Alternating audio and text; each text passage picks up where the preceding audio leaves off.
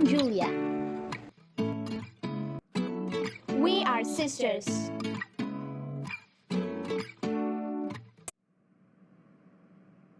Good morning, children. Good morning, Miss. So, our Unit 1 is Nature's Plenty. So, our nature is a very beautiful world. The very beautiful mountains, seas, rivers, birds, trees, plants, animals, flowers, butterflies, etc. make it beautiful. We have to conserve this nature as it is for the coming generations. We must love nature and protect it. The lessons in this unit will help you love nature more. So students, on the previous class we learned a quote of Albert Einstein. Does anyone can tell that quote? Yes, ma'am, I can tell. Look deep into nature and then you will understand everything better. Albert Einstein. Am I right, miss? You're right, Emily. Look deep into nature and then you will understand everything better. Albert Einstein. So, this is about nature. This unit is about nature's plenty. In this unit, we have to learn 3 chapters. The first chapter is How Far is the River? This story tells us how a boy fulfilled his long cherished wish to visit an unknown river that is far away from his home. The second chapter is The Echoing Green. This poem says how children make the meadows echo with their sports. And the third chapter is A Snake in the Grass. It is the story of a snake hunt. Let us see how Dasa, the servant of the house, tricked everybody. So, everyone, take your textbook. There is a newspaper clipping. Let's read it. Nature's daughter, Jharkhand. Living close to nature is living life in full. Suryamani's story will definitely be an eye-opener to those who deliberately walk away from nature. Suryamani is a tribal nature activist who loves the forest and considered it as her own. She loved the forest and knew that she could do something to save it. In college, she became a part of Save the Forest movement. She went on nature walks with children on weekends, explaining that our survival is linked with the survival of the forest. So, everyone, do you understand the newspaper clipping? Okay. So, the newspaper clipping is about a tribal nature activist who loves the forest and considered it as her own. So, her name is Suryamani. So, her story will definitely be an eye-opener to those who deliberately walk away from nature. So, she loved the forest and she knew that she could do something to save it. So in college, she became a part of Save the Forest movement. What is the name of the movement? Save the Forest movement. So she went on nature walks with children on weekends, explaining how our life is linked with the survival of forest. So there are 3 questions near the newspaper cutting. So the first question is, what is this news item about? So what is this news item about?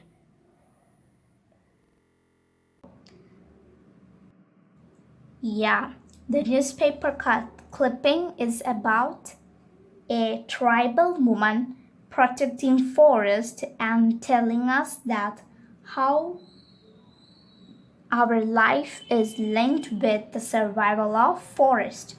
Now the second question is, Suryamani works hard to save the forest. Have you ever made an attempt to save nature? So this question is an individual question, so you should answer this question individually. The question says is that Suryamani's work hard to save forest. Have you ever made any attempt to save nature? So, if you have made any attempt to save nature, you should write there yes. If you haven't, no problem, you can write no. So our third question is, our survival is linked with the survival of the forest. Do you agree? Do you agree? Yes. We all agree for the statement, our survival is linked with the survival of the forest. So why do you agree? Yeah, because we get fruits, shelter, honey, medicine, materials, etc. from trees and plants.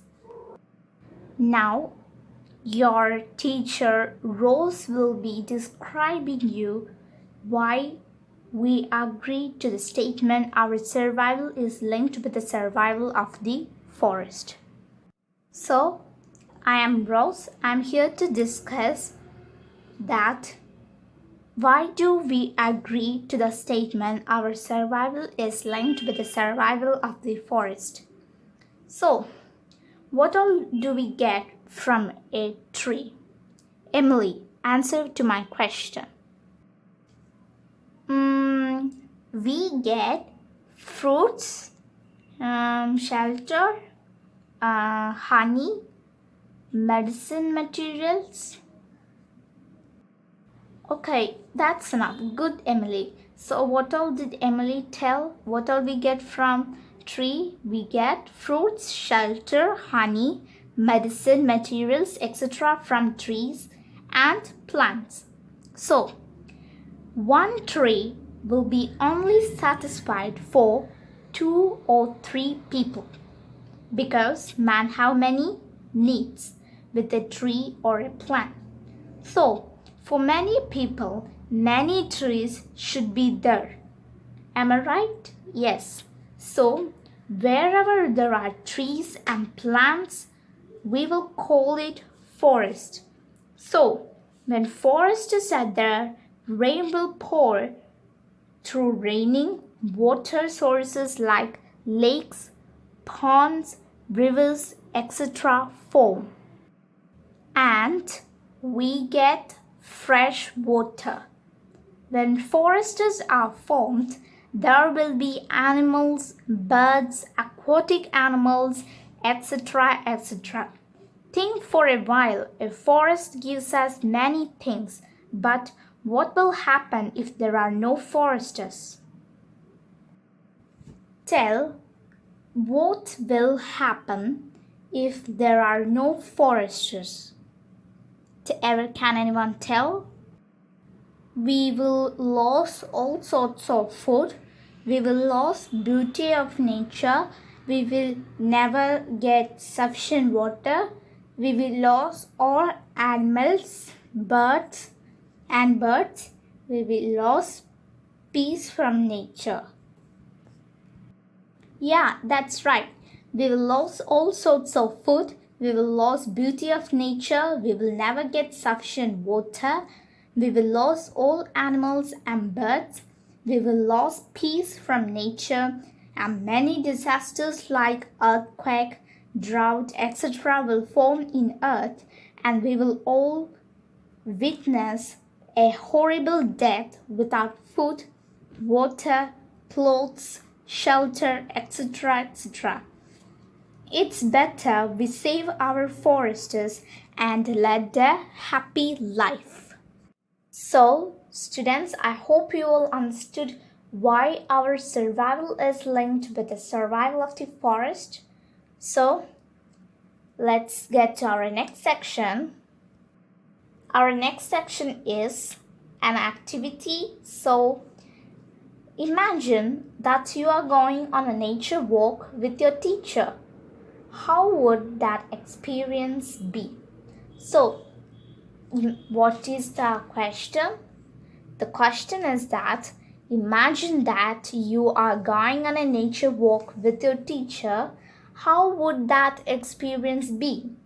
So, list them below in appropriate columns. So, on the below we can see 3 columns. The first column, I could see. The second column, I could hear. Third column, I could sense. So these are the headings of the 3 columns. So on the first column, you should write when you are going for a nature walk with your teacher, what all you could see there. You should write that list in the first column with the heading I could see. Now on the second column, you should write what all you could hear when you are going on a nature walk with your teacher. So what all you could hear, and on the third column you should write what all you could smell there. So first column, what all you could see there. Second column, what all you could hear. And the third column, what all you could smell. So, tell, what all we could see there when you are going for a nature walk? Yeah, we can see big trees, we can see small plants, we can see many meadows, grasslands, and we can see honeycombs, beautiful streams, huge and small rocks. We can see many things when we are going for a nature walk. So you should write what all you could see there when you are going for a nature walk on the first column. So you can write big trees, small plants, grass, bushes, honeycombs, huge and small rocks, beautiful streams, bats hanging, etc. You can write anything you want. So now in second column you should write what all you could hear. So what all you could hear when you are going for a nature walk? Yeah, we can hear the chirping of birds, graceful sounds of flowing water. Then we told earlier that we can see honeycombs. So we could also hear something based on honeycomb. Yeah, right. We can hear humming of bees. Then what all we can hear? Yeah, we can hear the peaceful sound of nature. Yeah, we can hear peaceful sound of nature. Then you can hear one more thing. You should think very careful. When you are going for a nature walk, what all you could hear? Yeah, you could hear the sound of your footwears walking on dry leaves. Everyone who is going for a nature walk will always hear a sound of the cracking dry leaves with our footwears. So you can write it like this: sound of my footwears walking on dry leaves. Then what? Okay, we can hear many things. Now let's get to our third column. Our third column is what all you could smell there. What all we can smell?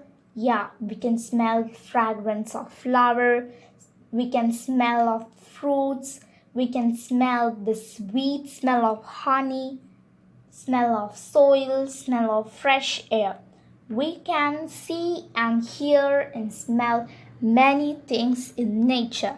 So you all should fill these columns by your own experience. So, the second question is also based on these three columns. It is to write in a paragraph what would you see, hear, smell in a nature. So, I hope you all can do it by yourselves. Now, let's get to our next section. So, our next section is the story that we heard in the last class. So, on the page number 9, there are 3 questions on the right side. So the first question is, what prevented the boy from seeing the river? So can anyone tell what prevented the boy from seeing the river?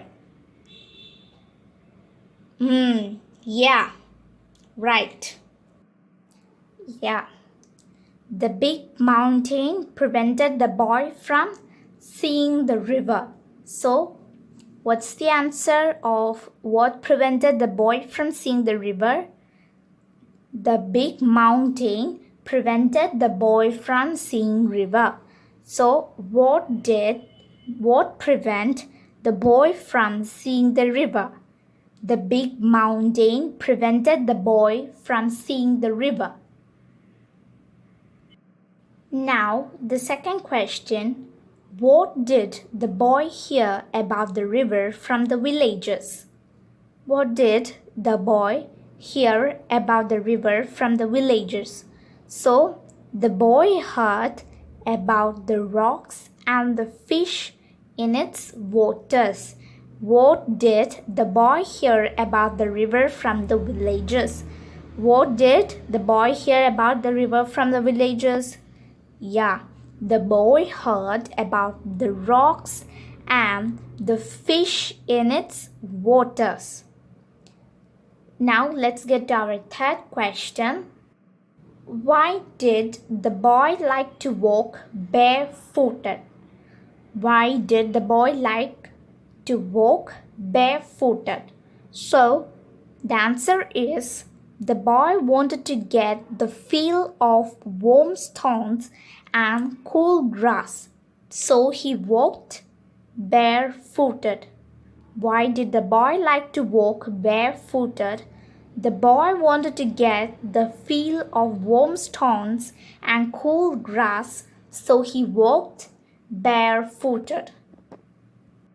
Okay, these 3 questions and answers are very simple and it is very simple to learn. So you should learn the answers of these 3 questions. Now we are going to learn 11 meanings from the chapter, and the next class we will be learning other meanings. So, glossary is in page number 33.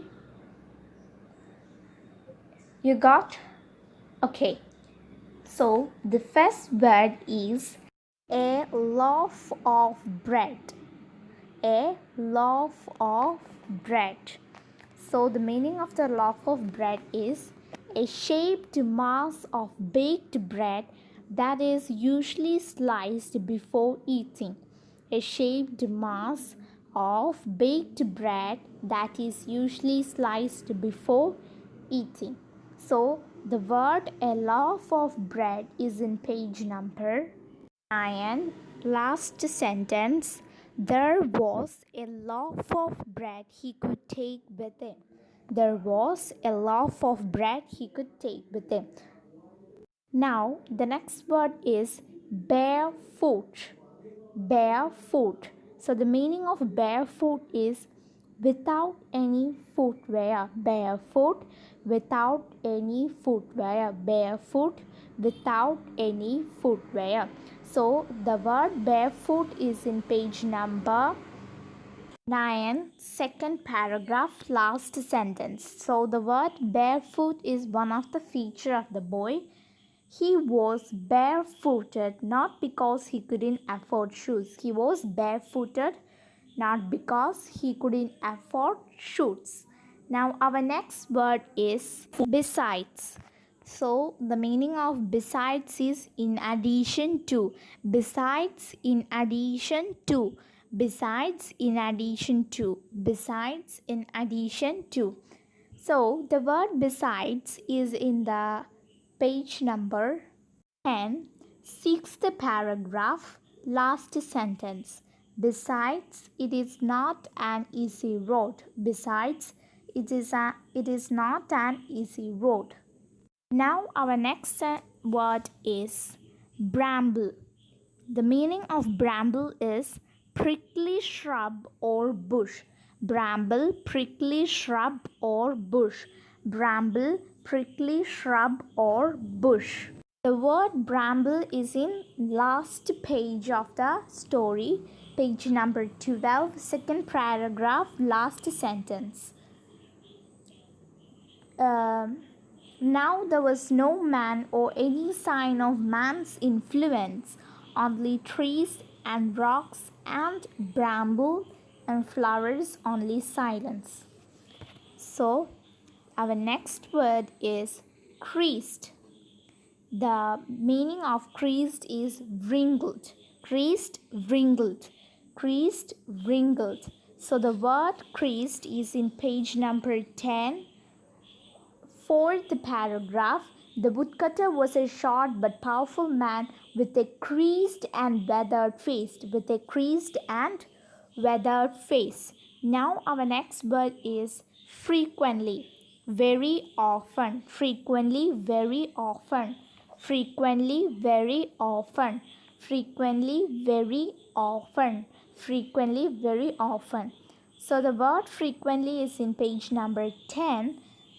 Third paragraph, last sentence. It was frequently used by the villagers. It was frequently used by the villagers. Now our next word is gasp. So the meaning of gasp is to breathe heavily. To breathe heavily. To breathe heavily. So the word gasp is in page number 12, last paragraph. The boy gasped and began to run.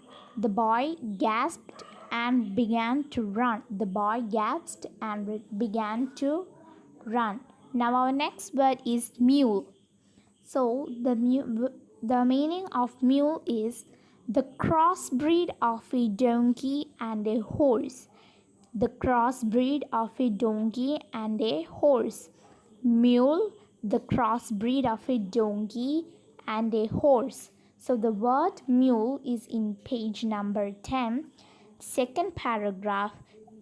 It was frequently used by the villagers, the woodcutters, milkmen, and mule drivers. The woodcutters, milkmen, and mule drivers. Next word is obviously. The meaning of obviously is clearly, obviously, clearly, obviously, clearly, obviously, clearly. The word obviously is in page number 11, second paragraph. The girl had obviously never been to the river, or she may have been thinking of another one. The girl had obviously never been to the river. That means the girl had clearly never been to the river. Next word is screech. The meaning of screech is to cry in a high pitch. Screech, to cry in a high pitch. Screech, to cry in a high pitch. The word screech is in page number 11, third paragraph. A parrot suddenly screeched, flew low over his head.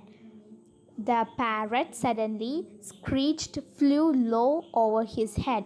The next word is smarting. To feel a sharp stinging pain.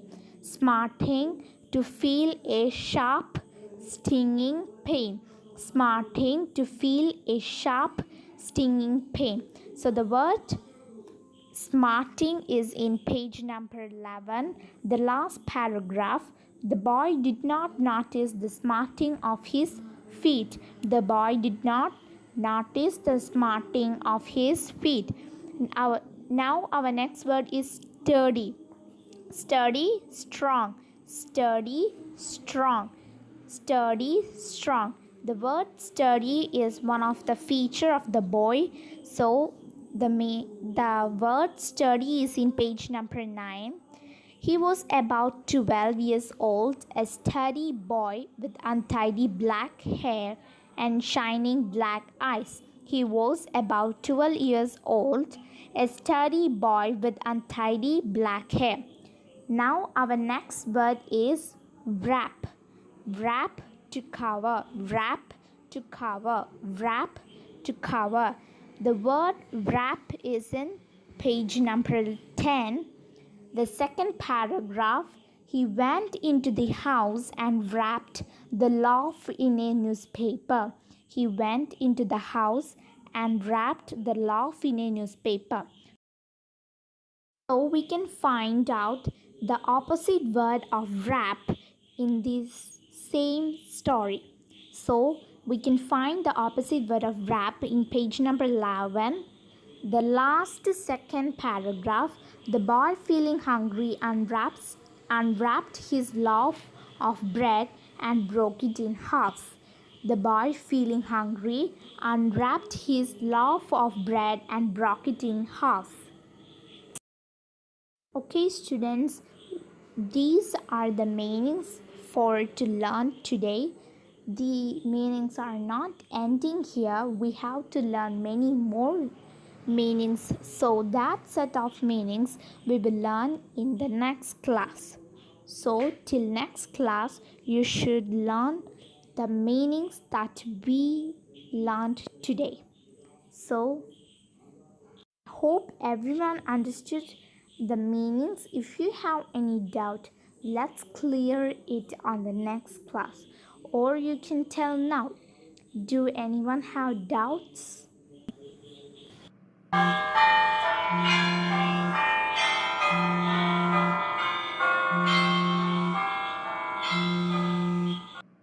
Okay students, bell rang, time to go. You should study and answer the questions on page number 8 based on the newspaper clippings. Then you should write what all you could see, what all you could hear, and what all you could smell when you are going for a nature walk. You should write these in that columns given below. Then you should write these in a paragraph, what you would see, hear, smell in a nature. Then you should learn the 3 questions based on the how far is the river, the story written by Ruskin Bond. Then you should learn all the glossary meanings that we learned today. So today you have many homeworks and many things to learn. Thank you children. See you at the next class. Okay, thank you miss. Thank you miss. Thank you miss. Thank you miss. And world. Thanks for watching. Subscribe now for more videos. Click the bell icon to watch all our new updates.